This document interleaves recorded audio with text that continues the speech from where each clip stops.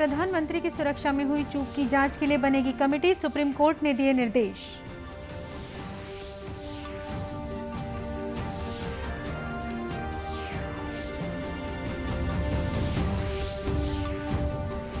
राज्यपाल अनुसुईया उइके ने कहा कि असफलता से घबराएं नहीं, चुनौतियां स्वीकार करें। तकनीकी विश्वविद्यालय में ऑडियो वीडियो स्टूडियो का किया उद्घाटन।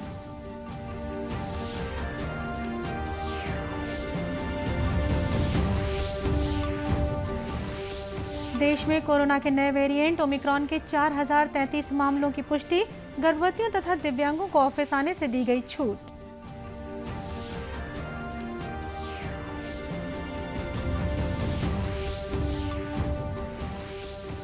और छत्तीसगढ़ पुलिस के सहायक आरक्षकों का प्रमोशन जल्द, आरक्षक के समकक्ष पद के साथ वेतन भी बढ़ेगा।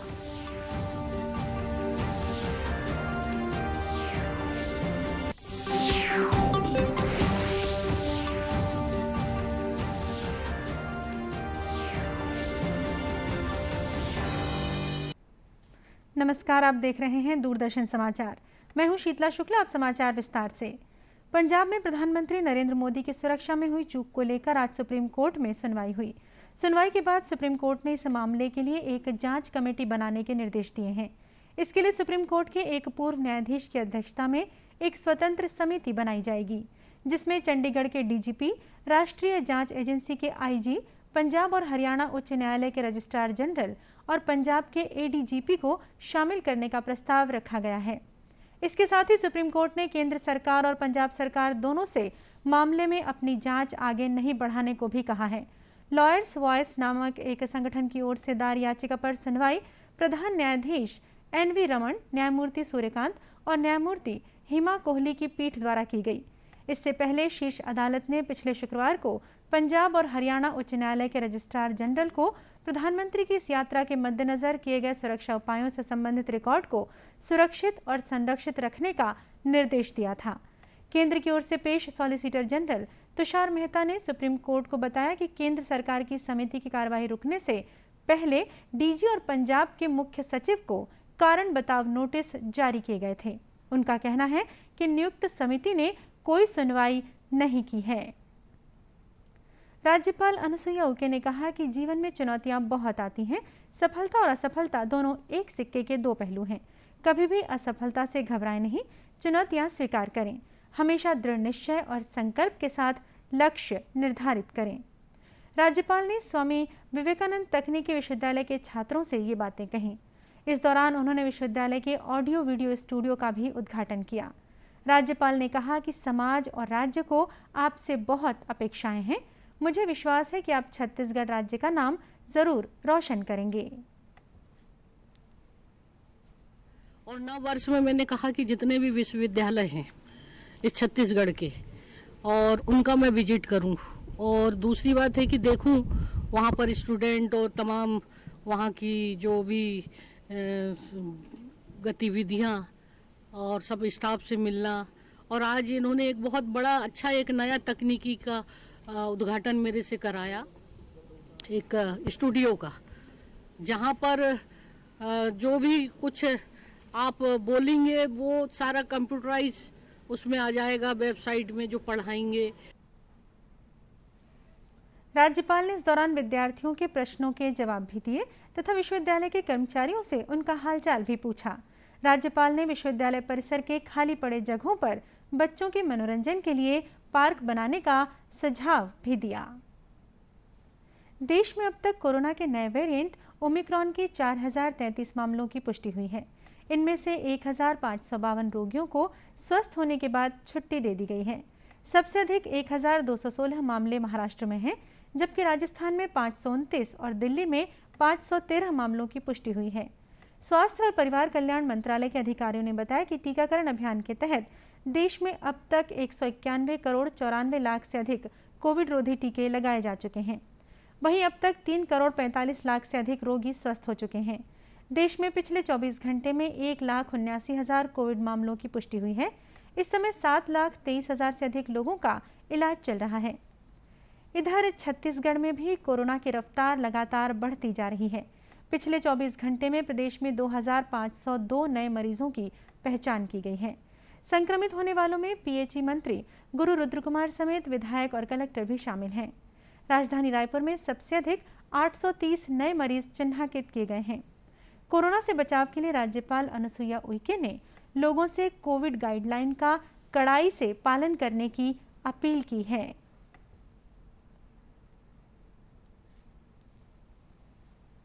यही अपील करना चाहती हूँ कि लोग जो हैं सावधानी अपना अपनाएं, बहुत भीड़ भाड़ में ना जाएं और मास्क जरूर लगाएं और समय समय पर सैनिटाइजर से लेकर अपने हाथ को धोते रहे। और जरा सा भी कुछ सिम्टम्स लगे बुखार का या कोई भी इस तरह का सर्दी जुकाम का तो तत्काल डॉक्टर को बताएं। कोरोना के बढ़ते संक्रमण को देखते हुए छत्तीसगढ़ के मंत्रालय और संचालनालय में बाहरी लोगों के प्रवेश पर रोक लगा दी गई है। सामान्य प्रशासन विभाग द्वारा जारी आदेश के मुताबिक मंत्रालय और संचालनालय में तृतीय और चतुर्थ श्रेणी के 1/3 कर्मचारियों को बुलाने के निर्देश दिए गए हैं। कोरोना से बचाव के लिए आज से प्रदेश भर में फ्रंटलाइन वर्कर्स, हेल्थ वर्कर्स तथा 60 से अधिक उम्र वाले व्यक्तियों को प्रिकॉशन डोज लगाने का अभियान शुरू किया गया। इसी कड़ी में महासमुंद जिले में ऐसे सभी लोगों को टीका लगाया जा रहा है। जिले में लगभग 34,800 लोगों को बूस्टर डोज लगाना है, जिसमें से 60 साल से अधिक उम्र के 20,300 और 8,900 हेल्थ केयर वर्कर और 5,600 फ्रंटलाइन वर्कर शामिल हैं।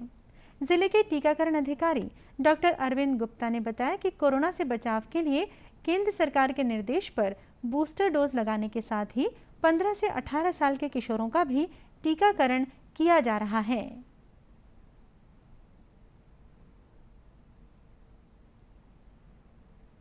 सभी को लगाना जरूरी है, जिनका भी नंबर आता है वो लगाएं। उनको 9 महीना जिनको दूसरा डोज लगे पूरा हो चुका है वो लोग आके, अगर स्वास्थ्य कार्यकर्ता है, फ्रंटलाइन वर्कर हैं या 60 साल के ऊपर के जिनको कोई शारीरिक समस्या है वो आके यहाँ लगवा सकते हैं। 18 प्लस के सभी केंद्रों में प्रिकॉशनरी जो डोज है वो लगाया जाएगा और इनकी संख्या 226 है। इनमें से किसी भी केंद्र में जाकर के अपने 60 साल से ऊपर के स्वास्थ्य कार्यकर्ता, फ्रंटलाइन वर्कर प्रिकॉशनरी डोज लगवा सकते हैं। इसी तरह धमतरी जिले में भी 15 से 18 साल के किशोरों को भी टीका लगाया जा रहा है। इस उम्र के किशोर बड़े ही उत्साह के साथ टीकाकरण केंद्रों में पहुंच रहे हैं। टीका लगवा चुके किशोरों का कहना है कि कोरोना से बचाव के लिए वैक्सीन लगवाना बेहद जरूरी है। पहला डोज कंप्लीट कर लिया है और मैं अपने आप को वहां सुरक्षित महसूस कर रही हूं। यह कोविड-19 का टीका हमारे शरीर में जाकर कोरोना से लड़ने के लिए रोग प्रतिरोधक क्षमता उत्पन्न करती है। आज हमारे देश में तीसरी लहर ओमिक्रॉन के नाम से फैल रही है, जिससे बचने का रामबाण इलाज वैक्सीन लगाना है। मैंने तो लगा लिया है और आपकी पारी है और इस बीमारी को हमारे देश से उखाड़ फेंकना है। बिलासपुर जिले में भी 15 से 18 साल तक के बच्चों में टीकाकरण को लेकर जबरदस्त उत्साह है। इसके लिए शहर और गांव में 25 टीका केंद्र बनाए गए हैं। वैक्सीन लगवाने के बाद किशोरों ने अपने अनुभव को साझा करते हुए बताया कि टीका लगाने के बाद उन्हें काफ़ी अच्छा महसूस हो रहा है। वे अपने दोस्तों को भी टीका लगवाने के लिए प्रेरित करेंगे। लगवा चुका हूँ, सभी बच्चों के लिए आविष्कार किया है। कोविड-19 के लिए वैक्सीन लगवा लिए जाए। कोरोना से बचने के लिए ये भी सलाह है कि मास्क का जरूरी है, हाथ धोते रहिए बार-बार और टीकाकरण भी जरूरी है। छात्रों को महामारी से बचाने के लिए बस्तर जिले में भी वैक्सीन लगाई जा रही है। जिले में 52,142 बच्चों को वैक्सीन लगाने का लक्ष्य रखा गया है, जिसे समय सीमा के भीतर पूरा कर लिया जाएगा। अब तक वैक्सीन लग रहा है, आप सभी भी जाइए और लगाइए। मैं भी अभी वैक्सीन लगाया हूँ। अभी आप सुरक्षित हूँ, पहले जैसा लगता था वैसे अभी लग रहा है। और आप सब भी मास्क लगाइए और भीड़ जगह जाने से आप बचिए। हम लोग को वैक्सीन लगा है 15 से 17-18 साल के बीच में। पहले डर लगता था उसको इंजेक्शन लगाने के लिए, अब लगा चुके हैं तो अब डर नहीं लगता है। उल्लेखनीय है कि छत्तीसगढ़ में 15 से 18 साल के किशोरों को टीका लगाने का अभियान 3 जनवरी से शुरू किया गया है। छत्तीसगढ़ पुलिस में तैनात सहायक आरक्षकों को जल्द ही आरक्षक के समकक्ष पद पर पदोन्नति दी जाएगी। पदोन्नति के साथ ही उनके वेतन में भी बढ़ोतरी की जाएगी। मुख्यमंत्री भूपेश बघेल के निर्देश पर पुलिस महानिदेशक अशोक जुनेजा ने प्रस्ताव तैयार कर राज्य शासन के पास भेज दिया है। बताया गया है कि इस प्रस्ताव में सहायक आरक्षकों को कामकाज के दौरान आने वाली दिक्कतों, ड्यूटी शेड्यूल, जोखिम भत्ता, मेडिकल फैसिलिटीज आदि से जुड़ी सिफारिशों को शामिल किया गया है। उल्लेखनीय कि दिसंबर में रायपुर की सड़कों पर 3 से 4 दिनों तक सहायक आरक्षकों के परिवार की महिलाओं ने इन्हीं मांगों को लेकर आंदोलन किया था। सहायक आरक्षकों को 10 से 13 हजार रुपये वेतन के तौर पर मिलते हैं। इसके अलावा उन्हें अन्य किसी भी प्रकार का प्रावधान नहीं है। इसे लेकर ही सहायक आरक्षकों के परिवार के सदस्यों ने आंदोलन किया था। अब कुछ खबरें जिलों से। त्रिस्तरीय पंचायत आम एवं उपचुनाव में नाम वापसी के बाद अब जिला पंचायत सदस्य के लिए 12, जनपद सदस्य के लिए 88, सरपंच के लिए 455 और पंच के लिए 733 अभ्यर्थी निर्वाचन में हिस्सा लेंगे। इस प्रकार अब 330 पंच, 152 सरपंच, 27 जनपद सदस्य और जिला पंचायत के 3 सदस्यों के निर्वाचन के लिए 20 जनवरी को मतदान होंगे। इसी तरह पंच के 1258, सरपंच के 44 और जनपद सदस्य के 3 पदों पर निर्विरोध निर्वाचन की स्थिति है। राजनांदगांव जिले में कोरोना संक्रमण की रफ्तार रोकने जिला प्रशासन, नगर निगम और पुलिस प्रशासन ने संयुक्त अभियान चलाकर लोगों को जागरूक किया। इसके साथ ही 60 साल से अधिक उम्र के लोगों को कोरोना के बूस्टर डोज लगाने प्रेरित किया।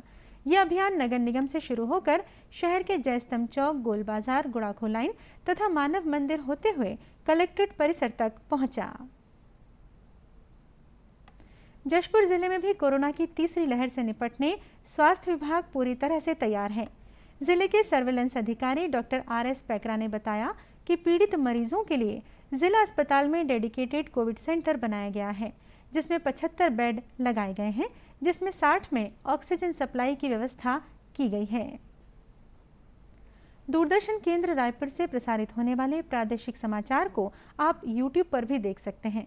हमारे YouTube channel Chhattisgarh DD news पर प्रादेशिक समाचार उपलब्ध रहेगा। YouTube चैनल का लिंक और QR कोड आप स्क्रीन पर देख सकते हैं। अपने एंड्रॉयड फ़ोन से QR कोड स्कैन कर आप छत्तीसगढ़ DD न्यूज़ लिंक पर जा सकते हैं। इसके अलावा छत्तीसगढ़ DD न्यूज़ फेसबुक और ट्विटर पर भी उपलब्ध है। और अब अंत में मुख्य समाचार एक बार फिर। प्रधानमंत्री की सुरक्षा में हुई चूक की जांच के लिए बनेगी कमेटी, सुप्रीम कोर्ट ने दिए निर्देश।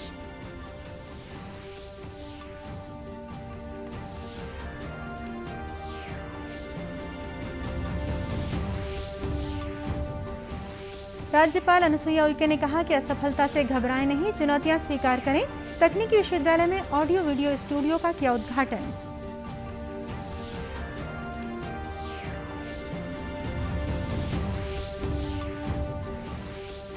देश में कोरोना के नए वेरिएंट ओमिक्रॉन के 4033 मामलों की पुष्टि। गर्भवतियों तथा दिव्यांगों को ऑफिस आने से दी गई छूट।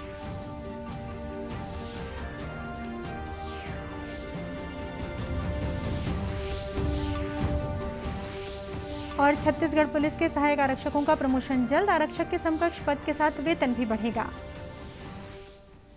इसी के साथ ये समाचार बुलेटिन यहीं समाप्त हुआ। नमस्कार।